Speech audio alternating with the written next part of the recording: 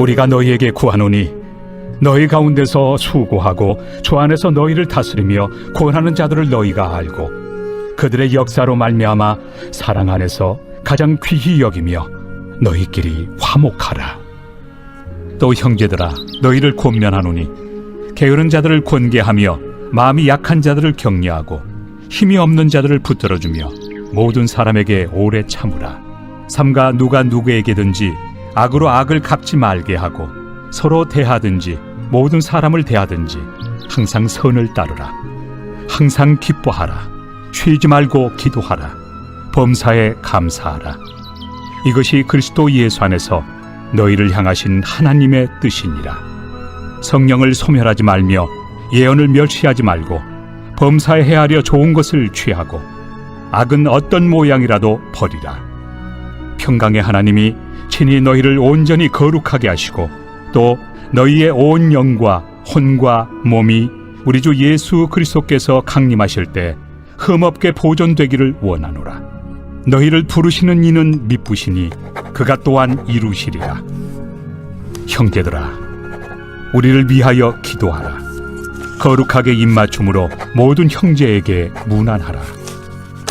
내가 주를 힘입어 너희를 명하노니 모든 형제에게 이 편지를 읽어주라. 우리 주 예수 그리스도의 은혜가 너희에게 있을지어다.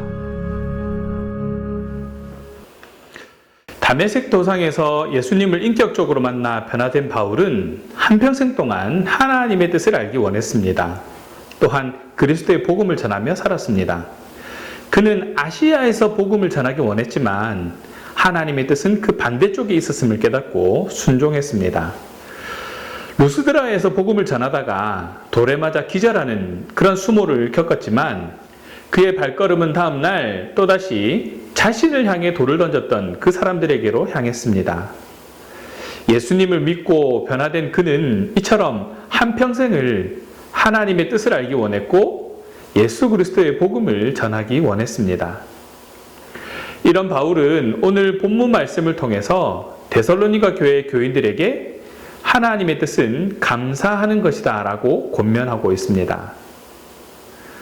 범사에 감사하는 것, 이것이 바로 그가 한평생을 실천하며 살았던 하나님의 뜻이었습니다. 18절 말씀에 범사에 감사하라, 이것이 그리스도 예수 안에서 너희를 향한 하나님의 뜻이니라 라고 선포합니다. 우리를 향한 하나님의 마음은 무엇인지 알 수 있는 그런 선포입니다. 바로 크신 사랑과 은혜입니다. 그리고 우리 모두는 하나님께 범사에 감사, 모든 일에 감사의 삶을 살아야 한다는 것을 알 수 있습니다. 하나님께서 우리를 사랑하셔서 독생자 예수 그리스도를 보내주셨습니다. 하나님의 그 사랑에 감동과 감격을 느끼며 범사에 감사하는 삶을 사는 우리의 모습이 바로 우리를 향한 하나님의 뜻입니다. 감사하는 삶으로 하나님의 뜻을 이루시기를 소망합니다. 하나님은 한 분 예수 그리스도의 피값으로 저와 여러분을 구원하셨습니다. 그래서 누구나 동등한 하나님의 자녀입니다. 하나님의 교회 안에서는 차등이 없고 차별이 없습니다만 교회 공동체에는 하나님의 말씀을 따른 영적 질서가 있고 성도의 삶에도 회복되어야 할 질서가 있습니다.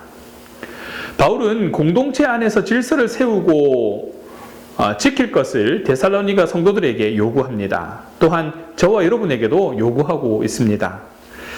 교회 공동체를 앞서 이끌어가는 사람에게 필요한 세 가지 덕목은 사랑의 수고, 앞서가면서 본을 보이는 것, 그리고 가르치고 경계하는 것이다 라고 말합니다.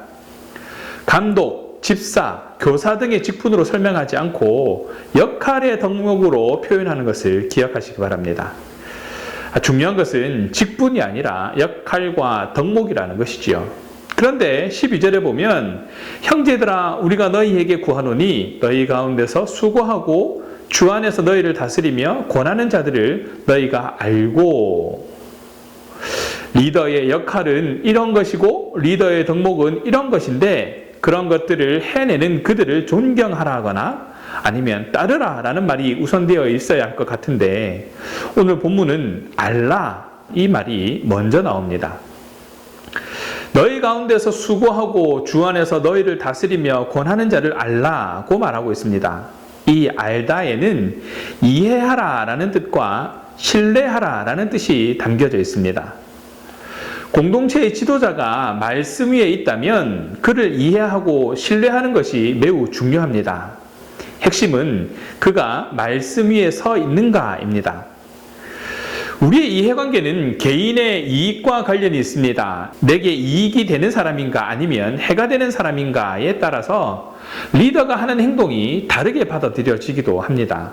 또한 나와 어떤 이해관계에 있는가, 즉 얼마나 친한가에 따라서 상황을 달리 받아들이기도 합니다.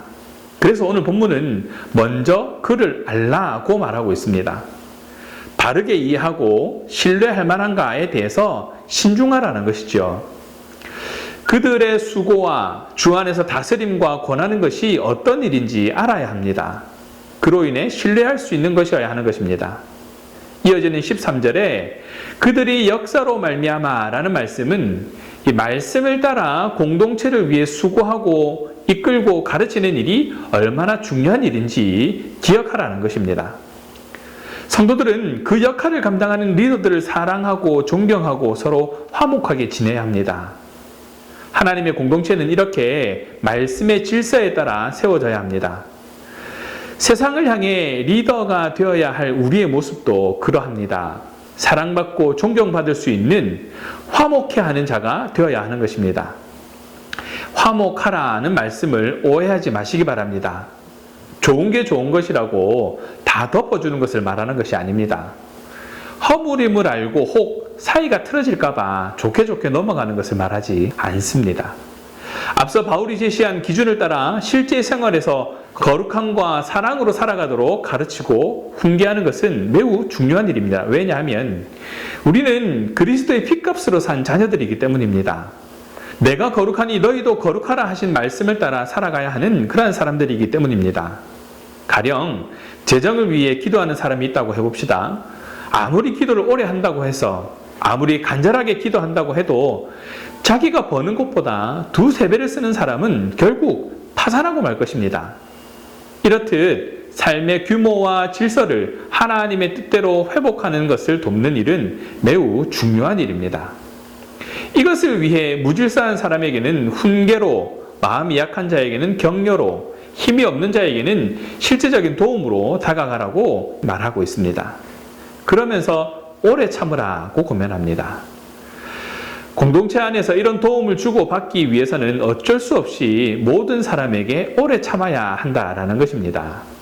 고린도전서 13장 4절에서 사랑의 속성을 설명할 때 사용된 적이 있는 오래 참는다라는 말은 14절에 명령을 따르기 위해서는 사랑의 마음이 필요하고 이러한 명령을 실천하는 것이 바로 데살로니가 성도들이 감당하고 있는 사랑의 수고다라고 할 수 있습니다.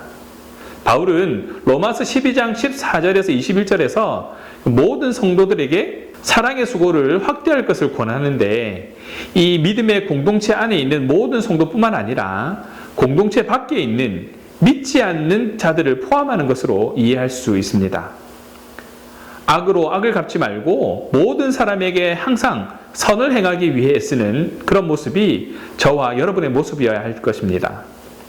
그러나 사람은 쉽게 변하지 않는다는 것이 걸림돌이 됩니다. 우리의 모습도 쉽게 변하지 않습니다. 우리가 마주하는 사람들도 쉽게 변하지 않습니다. 물론 그리스도 안에서는 반드시 변화되겠지만 대부분의 경우 상당한 시간이 걸립니다. 그래서 함께 살아가며 힘겨운 싸움을 함께 해줄 사람이 필요한 것이죠. 논쟁을 벌리면 당연히 우리가 가진 것이 진리이기 때문에 질 수 없습니다. 그러나 사람을 잃을 수 있습니다. 복음을 들을 수 있는 기회가 사라지게 되는 것이죠. 갈등이 생길 때 복수하거나 무조건 이기려 들지 말고 함께 승리하는 그런 선한 길을 모색하기 위해 애쓰라는 것입니다. 이런 의미에서 16절에서 18절의 그 유명한 말씀을 새롭게 읽어야 할 필요가 있습니다. 우선 주어가 복수입니다. 즉 항상 기뻐하라, 쉬지 말고 기도하라, 범사에 감사하라는 그 말 앞에 너희는 이라는 말이 생략되어 있다라고 보시면 됩니다.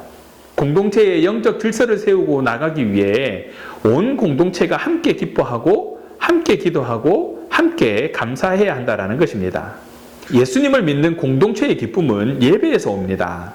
늘 기도할 수 없지만 함께 기도할 수는 있습니다. 무조건 감사하기는 어렵겠지만 함께 하나님의 은혜를 기억하며 감사할 수 있습니다. 이것이 우리가 교회 공동체 안에서 세우고 지켜야 할 가장 중요한 하나님의 뜻, 하나님의 질서입니다. 공동체의 영적 질서가 바로 세워진다면 성도 개개인의 삶에도 규모가 생기고 하나님의 질서가 회복될 것입니다. 함께 기뻐하는 신앙가족들이 되시기 바랍니다. 함께 기도하며 함께 감사하는 저와 여러분 되시기 바랍니다. 바울은 신앙가족들의 영적 질서를 위해 항상 기뻐하고 쉬지 말고 기도하며 범사에 감사하라라고 말하고 있습니다. 그 명령을 따르기 위해서 우리는 무엇을 할 수 있을까요? 먼저 19절에서처럼 성령을 소멸하지 말아야 합니다. 성령님은 약속을 따라 우리 가운데 늘 함께 계십니다. 떠나지 않으십니다. 그러므로 성령을 없애버리지 말라라는 뜻이 아닙니다.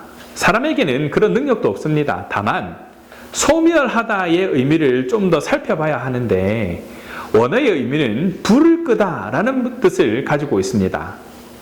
성령님이 함께 계시는데 마치 없는 것처럼 행동하면 그것은 불을 끄는 것과 같다라는 의미인 것이죠.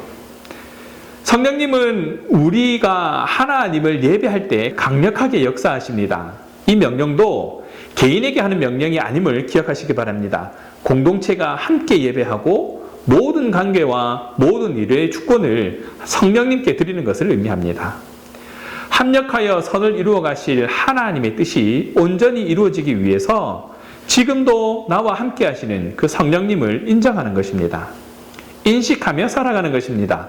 내 마음과 내 뜻을 앞세워서 판단하지 않고 하나님께 먼저 묻는 그런 저와 여러분 되시기 바랍니다.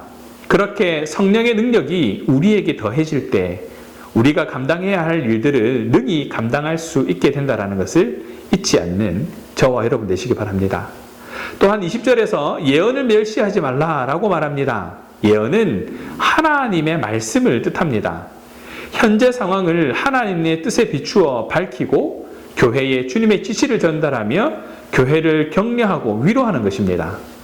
성령과 말씀은 결코 떨어지지 않기 때문에 성령을 소멸하지 않는 것과 예언을 멸시하지 않는 것은 늘 함께 생각해야 하는 것입니다. 성령님은 말씀대로 역사하십니다. 또한 말씀은 성령을 통해 역사합니다. 성령은 전달된 주님의 지시를 밝히 비출 수 있게 합니다. 교회가 교회의 역할을 할 수 있도록 합니다. 성도가 성도다울 수 있도록 길잡이를 합니다. 그리고 이 명령도 데살로니가 교회 공동체를 향해 있습니다. 공동체를 향한, 신앙가족들을 향한 하나님의 말씀을 멸시하지 말라는 의미입니다. 하나님은 교회를 향해 말씀하십니다. 함께 드리는 예배 가운데에 주님이 공동체에 주시는 말씀은 매우 중요합니다. 공동체를 살리는 것임과 동시에 공동체를 구성하고 있는 각 지체들을 세우는 것입니다.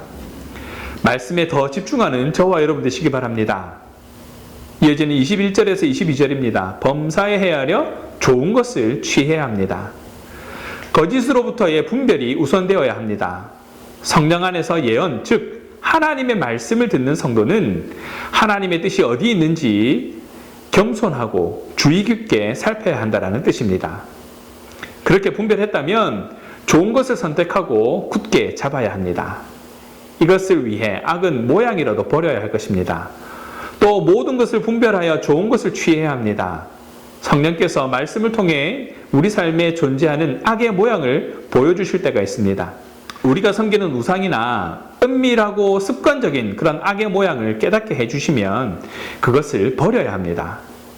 말씀으로 정확하게 주시는데도 애써 그것을 피하거나 내 이야기가 아닌 다른 사람의 이야기로 듣는다면 그것이 바로 성령을 소멸하고 예언을 멸하는 그런 행위가 된다는 것을 기억하시기 바랍니다.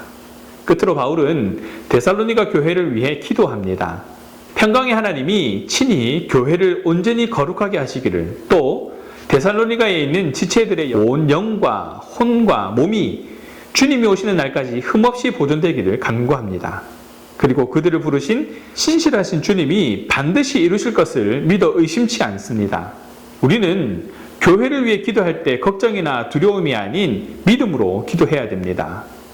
누가 교회를 거룩하게 하시는지, 누가 말씀하셨고 누가 그 말씀을 이루시는지를 신뢰해야 합니다. 또한 바울은 데살로니가 성도들에게 바울 일행을 위해 기도해 줄 것과 이 편지 내용을 다른 형제들에게 전해 줄 것을 부탁합니다. 바울은 데살로니가 형제들을 믿고 있습니다. 몸으로는 떨어져 있으나 기도로 이어져 있다라는 것이죠. 그리고 무엇보다 신실하신 주님의 말씀이 바울과 데살로니가 교회를 이어주고 있다라는 것을 이야기하고 있습니다. 오늘 말씀의 이 기도가 우리 교회에도 이루어지길 소망합니다. 공동체가 함께 성령 안에서 말씀을 듣고 하나님의 뜻을 분별하는 것은 너무나 중요합니다. 함께 드리는 예배 때마다 이 말씀과 바울 사도의 기도를 기억하며 좋은 것을 굳게 잡는 저와 여러분 되시기를 바랍니다. 무엇보다 이 모든 것을 가능하게 하신 하나님께 감사하며 살아갈 수 있는 저와 여러분 되시기 바랍니다. 데살로니가 전서는 2번의 기도와 1번의 기도 부탁으로 마무리됩니다. 기도를 하고 기도를 부탁하는 것이 역사를 이루기 때문입니다. 요한 예슬레 목사님은 하나님은 기도에 응답하시는 것 외에 아무것도 하지 않으신다라고까지 말하고 있습니다. 기도하면 하나님이 응답하십니다. 기도하면 예수 그리스도의 은혜가 우리에게 임하게 됩니다. 그래서 우리는 감사하며 살아갈 수 있는 것이고 감사하며 살아갈 수밖에 없는 것입니다. 오늘도 내일도 그 은혜로 감사하며 살아가는 저와 여러분 되시기를 주님의 이름으로 축원합니다. 기도하겠습니다. 사랑의 하나님 감사합니다. 오늘도 감사하며 살아갈 수밖에 없음을 깨닫게 하시고 또 그렇게 감사할 수 있도록 은혜 더하여 주셔서 감사드립니다.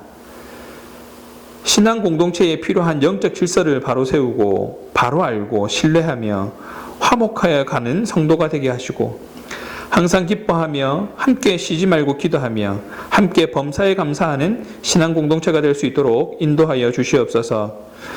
부어주시는 은혜로 영적 질서를 세워가며 하나님의 질서를 세워가게 하시고 지금도 함께 하시는 성령을 늘 인정하며 성령을 떠나지 않게 하시고 하나님의 말씀을 늘 기억하며 살아가는 삶이 되게 하여 주시옵소서. 악으로부터 분별하여 좋은 것을 위하는 삶의 모양이 되게 하시고 서로를 위해 기도하며 공동체를 더 굳건히 세워가는 신앙가족들이 되게 하여 주시옵소서.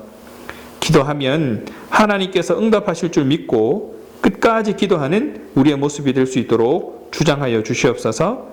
그래서 합당한 열매 맺으며 예수님의 피값으로 사신 성도로서의 삶을 살아가는 우리의 모습이 될 수 있도록 인도하여 주시옵소서. 감사합니다 주님. 우리 주 예수 그리스도의 이름으로 기도합니다. 아멘.